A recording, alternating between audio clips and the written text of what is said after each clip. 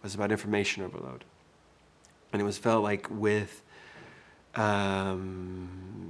advent of smartphones and interconnectivity and social media, it felt like the world, which was already loud, I feel like, especially if you're kind of anyway a sensitive soul. And I thought the world is getting louder. We have equipped ourselves with these computers, handheld computers, that contain more processing power than anything that sent them into the moon, and we use them to shout. And so I thought, well, what if the next logical step was that you couldn't get away? You had no choice, and you had to share, and you had to hear what other people share. You were forced to. And how much worse if that happened and you were young?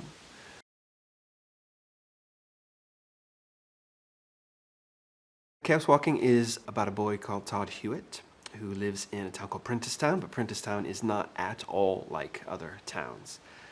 There are no women in the town. There was a terrible war just after Todd was born, and the war killed half of the men, and all of the women in the town is dying.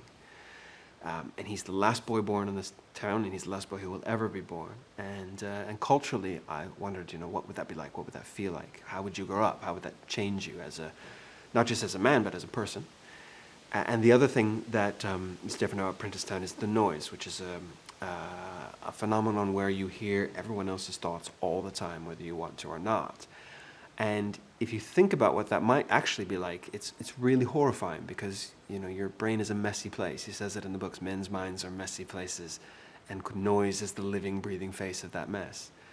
And it starts from there. He views the world one way. He has been taught that the world is this way, that there are no women, that there is one enemy, that there is really no future. And then one day he finds a girl who shouldn't exist. She shouldn't be there. Everything he's been taught is contrary to that.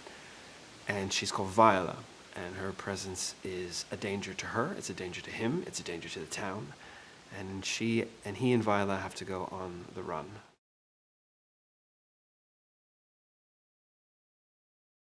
I got tired of stories where the boy was brave and a little bit thick, and the girl was brainy and a little bit sassy, and together they solve crimes. I don't know. I just thought, why can't they be equally brainy and equally scared and equally mess up and equally sort of glorious in their curiosity? And that's what I really wanted. It was really about making her like the teenage girls I know. So it was more a realistic thing. It wasn't some conscious choice the phrase strong girl, strong female is used a lot in YA. And I worry that it gets in the way of her being fully human.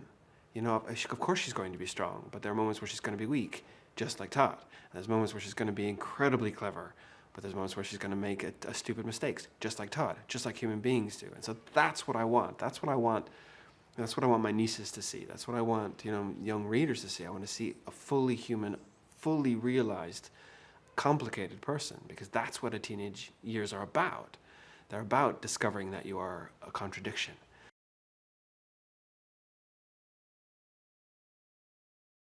The noise is everything you think, everything you fantasize, everything you wish, everything you believe, everything you might not believe. It is the human mind completely unedited.